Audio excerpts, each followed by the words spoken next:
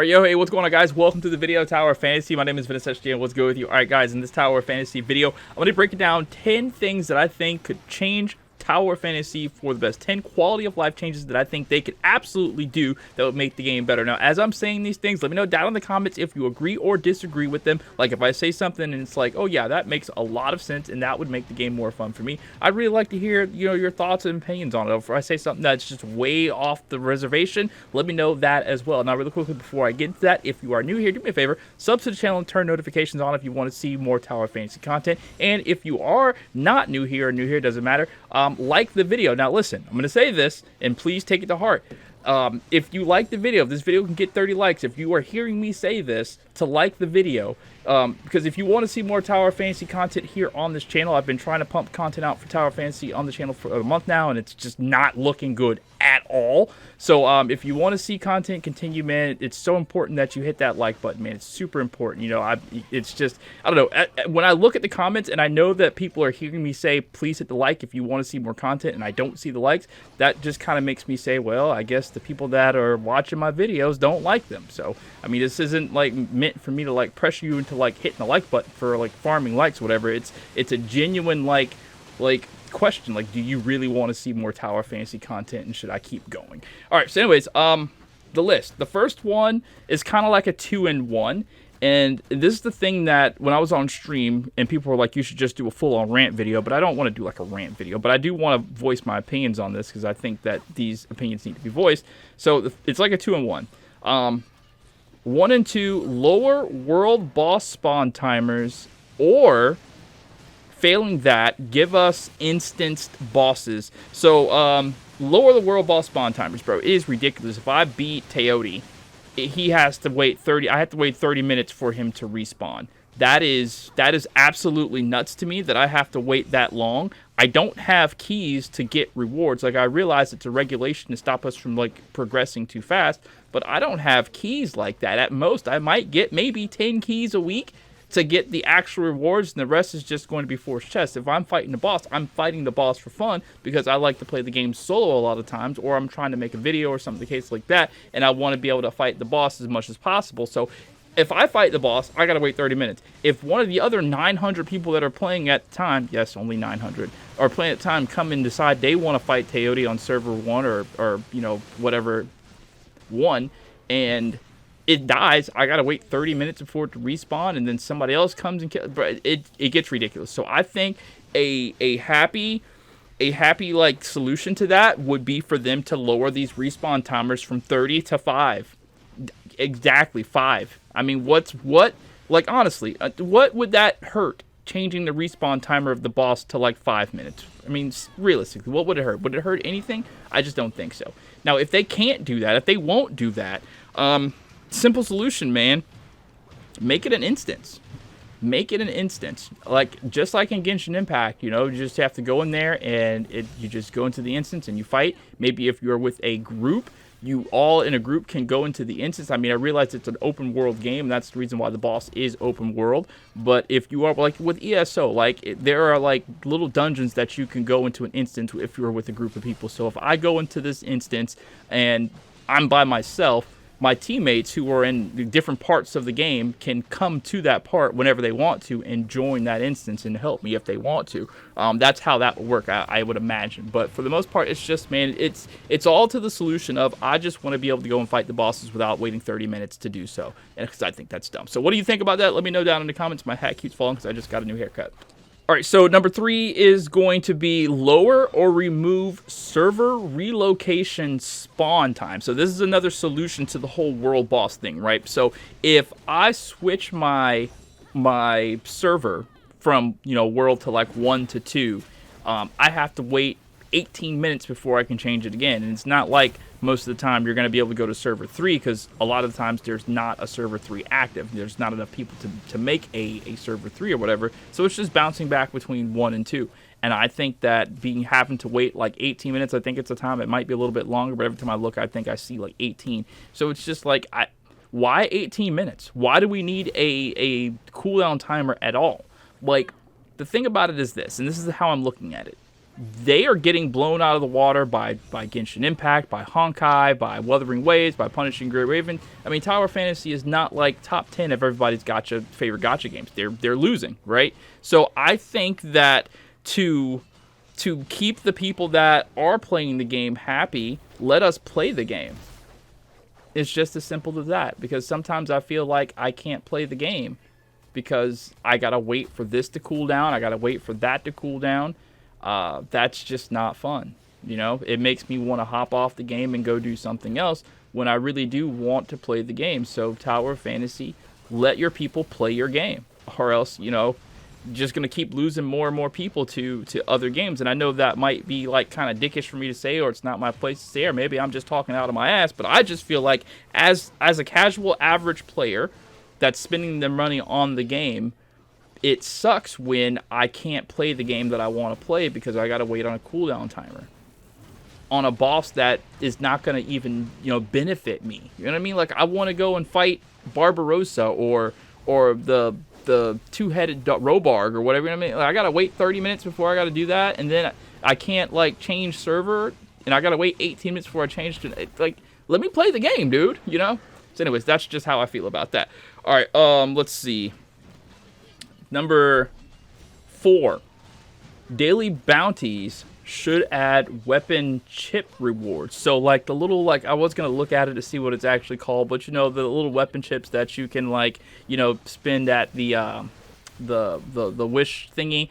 I'm drawing a complete blank on the names and everything, but when you go to make your pulls, whatever like that, the gold one for the gold chips, like, I get it, they give us a bunch of black, like, you know, nucleuses, and they give us the 1 gold nuke for daily bounties. I get that. We only get 1 gold nuke. Why not, instead of those black nucleuses that aren't going to do anything for anybody who's playing the game right now, because who the uses SR characters, like, seriously, go ahead and put those weapon chips in there, man, because look, we have to 3-star those weapon chips, right? And unless look, I pay money for the game. I spend money on the game, and my gold, like, weapon chips, my SSR weapon chips, they are not, like, all maxed out, and I've been playing the game for a grip. Granted, I took a break, but yeah, no, I would like the ability to get some more SSR chips. And I mean, and seriously, like, what is that gonna do, right? Because if you only give us the 1 SSR, like, weapon chip, and when you go wish for it, you're probably gonna get nothing anyway. It's gonna be a blue chip. So, I mean, would it really hurt anything to throw, like, 2 or 3 of those SSR weapon chip, like, wishes on the daily bounty along with the 1 gold nuke? I don't think it would hurt anything, and I think it would encourage more people to play the game because there's a chance to get some really good daily rewards, you know? So I think that would be great. So let me know what you think about that one. Number 5, it's sort of in the same vein. Daily bounties add more gold nucleus. You know, because like I just said, what am I going to do with purples? The black nucleus, what am I going to do with those? It was cool when the game first started, when I first started playing, and SSR characters were all I had, and, you know, every so often you'd have a chance to do a 10 pull and get an SSR ranked character. But, I mean, what are SSR ranked characters even anyways in this day and age of the game? I mean, they're literally nothing. Who is using Crow?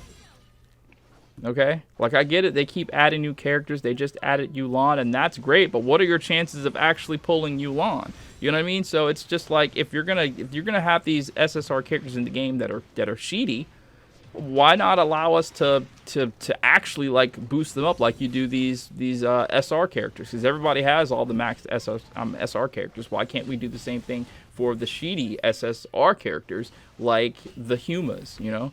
I think that it should be easy to max those out, and I think just giving us more gold nukes per daily bounty wouldn't hurt much. Like, a gold nuke in every daily bounty instead of the black nukes. I mean, am I faded for thinking that? I don't know. I don't think I'm faded for thinking that. I think that's logical thinking. Let's see, number 6, and this is going to be a big ask, and I know they're probably not going to do this because it takes time and resources, and they can't monetize this in any way, but I think, in following the same vein as Genshin Impact, whenever Genshin Impact makes their new character, they always have, like, 2 or 3, like, 4-star characters that accompany the 5-star characters. So why not, when a new character comes out, just add more SR characters. What I wrote down is a new wave of SR characters. So why not just make 5 or 6 new SR characters, put them in the loot pool, and then as they're developing these new SSR characters that come out, just make some new SR characters that are just trash, but they have a different look, you know? Because like I said, I want to play the game, but give me more incentive to play the game. Make the game cooler. I mean, you're already just, you know, the game is nothing but titty jiggle physics right now. I mean, that's all the game is really catering to. I mean, right now, the game for me, if I'm being honest, really just feels like hentai simulator. It doesn't really feel like an RPG game. I can try to make it feel like an RPG game, but with the dorm thing, I'm not saying it's bad. I'm not knocking on nobody's whatever or raining nobody's parade. If you want to play an anime hentai simulator, then, you know, hey, more power to you if that's how you enjoy the game. But I like the game for what it is, an MMORPG that's an anime that's not Genshin Impact, you know? And I want to play that game. So I just feel like more SR characters would help that, so I can use different Simulacra, maybe, you know, use a character that has different powers. It's basically the same benefits that you would get from Genshin Impact with their 4-star characters to their 5-star characters. So, I don't know. What do you think about that one? This one is another big ask, but I think that it would make the game a lot cooler, bro. And I have down flying mounts. And I talked about this on stream, and I think that would be so fucking dope to have a flying mount, right? So, like, there'll be times when I'm in Domain 9, and I jump off a high cliff, and I put out my wings, and I'm flying, I'm looking down over everything, and eventually my stamina is going to run out. But how cool would it be to be on top of a dragon, and you're flying over all of that, you know? And the dragon can swoop down. It's like I told my chat when I was streaming here on this channel for Tower of Fantasy. I was telling them, like, look, when, you know, my first thing with MMOs, I played World of Warcraft, and my friend Bobby, he showed me his dragon mount that was literally flying over the world, and I thought the world that he was flying over was just an instance world, like he was the only one there. He's like, no, there are people down there. There are people down there farming. There are people down there raiding. Look, watch. I'll go down to this area right here, and sure enough, we went down there. There's like a raid group doing their own thing. So I just think that it would be so cool to have a flying mount that goes all the way above it. Give us a dragon, give us a Pegasus, or whatever the case may be. Try it out, one flying mount. What could that hurt to have us a flying mount? I think they would make an easy charge $20 for the flying mount. They do the horticulture thing and make you charge like $380 to get some costume for a character. Listen, I don't want a costume for a lolly character. Give me something cool like a mount. I'll pay $30 to get them out. I'll pay $20 to get them out because I think it's cool. I mean, I spend that much on Fortnite to get gliders that I only see for 10 seconds. You know what I mean? Like, think about that. Where you buy a glider in Fortnite for like $20 or something like that to get the V-Bucks, and it's just, you see it for 10 seconds and that's it. I think that it would be a lot money better spent on Tower Fantasy for that. All right, so flying mounts is number 7. Number 8, add weapon chip upgrade materials to forced unlock world bosses. Now, I don't think this is too far out of the realm of, you know, possibility, because we fight all these world bosses and we don't have the chips to unlock because they only give us a certain amount of these chips per week. And you go through and you fight these world bosses, you're having fun, you get some rewards, but not a whole lot of rewards. How cool would it be? Because Lord knows, I'm an average player, I'm not a whale, I spend some money on the game, and I still, like I said, I don't have my SR chips all the way maxed out. There are some that are still sitting at 60, 70 on characters that I actively use, you know what I mean? So, like, and I'm always looking for ways to get those SR chips, and I know there are ways to get SSR, like, matrix chips enhancement materials. I know there are ways to do it, right? But after I exhaust all those ways, I'm still looking at my weapon chips are being shitty, and I'm always getting more SSR weapon chips sometimes, and it's just like I need more ways to enhance those so I can catch up. Because what is the person? Okay, let's just say a person starts playing the game like right now or last month, and they have all these weapon chips that they're getting because they were able to get them. And they're getting new characters, and as a new character comes out, those new characters have their own weapon chips, and you have to level those things up, and then you're like, it's basically, I have a backlog of SSR weapon chips that are just low, and that will probably never get to be enhanced, because every time I get weapon chip enhanced materials, I have to use those on the next new character, like boom, check it out, like Asurada's gonna come out. I have to now save all my enhancement materials for weapon chips for his weapon chips, because I want his weapon chips to be good if I get them. The last ones that I just used, I had to use those for Meryl, and then I still don't even have the the nucleus weapon chips like maxed out because I have to use those materials. Like there's not enough materials to go around, and I just think that one more way for us to get enhanced materials for weapon chips would not be a bad thing. All right. Number 9, increase artificial island bosses to twice weekly, and this sort of goes along with the weapon and weapon chip enhancement materials because the main thing of artificial island is you can get like 20 of the level 3 enhancement materials weapon chips. So I think that it's long overdue for us to be able to use artificial island twice a week, right? Because waiting once a week to do that to get 40 chips that go like that, I mean, it all just boils down to this. Let us play the game. That's it. Let us play the game. That's all, bro. Let us play the game. It just feels like there are certain things it just feels so restricted that I just can't play the game. I don't know. That's just me. Let's see. And then number 10, the final one. What time am I at? I'm at 16 minutes. I'm sorry this video is so long, but I had a lot to say about it. Number 10 is add more cool warrior-looking male outfits similar to Crow. Or, yeah, Crow. Not fire scythe guy. Electric, like blade, guy. Like his first outfit, whenever I first started playing the game, I thought his outfit was the coolest thing in the world. You'd be amazed.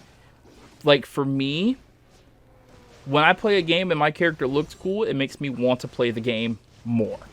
Whenever I first started playing Tower Fantasy on PC, when the game first dropped, all I wanted to do was be as Crow using Meryl's two-handed sword. And I thought that was the coolest thing in the world because I felt like Crow looked really cool. I liked the way the animation of the two-handed sword. So it's like what I mean to say is you can't discount the power of when the characters look cool in the game. You're going to spend more time playing the game, finding ways to do different things in the game so you can be that character. I can't tell you how much it sucks. Like whenever I played Genshin Impact, I love the crap out of Kazuha.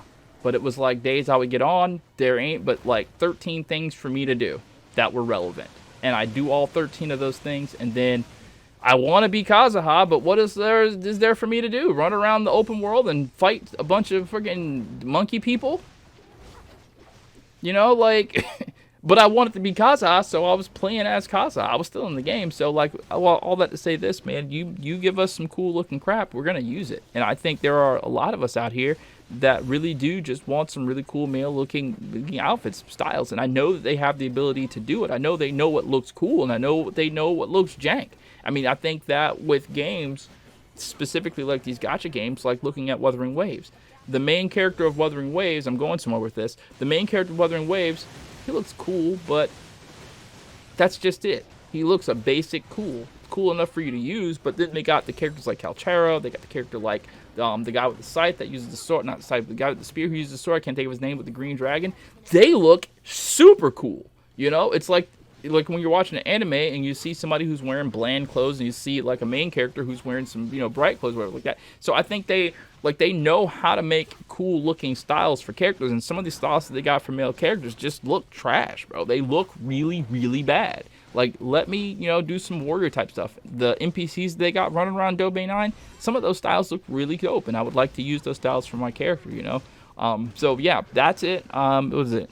18 minutes or 19 minutes. So yeah, that's my quality of life changes for Tower Fantasy. Let me know if you agree or disagree. And again, just to reiterate, man, if you want to see more videos like this, you're hearing me say this, hit the like button, man. If you're not hitting the like button when you hear me say please hit the like button, that tells me something. I'm not complaining or crying about you not hitting the like. I'm just letting you know, if I'm asking you to please hit the like on the video to let me know that you actually like this sort of thing and you're not doing it, that tells me that stop doing these videos, So that's not me complaining before you say stop crying about views or whatnot like that. It's not even about that. It's about the people who watch me for Tower of Fantasy and the people that are actually watching this video if they want to see it continue. Because I'm going to be honest with you, next month is going to be crazy and probably, unless people really want Tower of Fantasy videos, I just don't know if I keep doing Tower of Fantasy videos, I like that Asurata's coming out next month and I want to play as him, but there are going to be other things that are just going to, blow Tower Fantasy out of the water for this channel. So if you want to see more Tower Fantasy, just support Tower Fantasy on this channel. All right. Thank you guys. That's it for me. Peace out.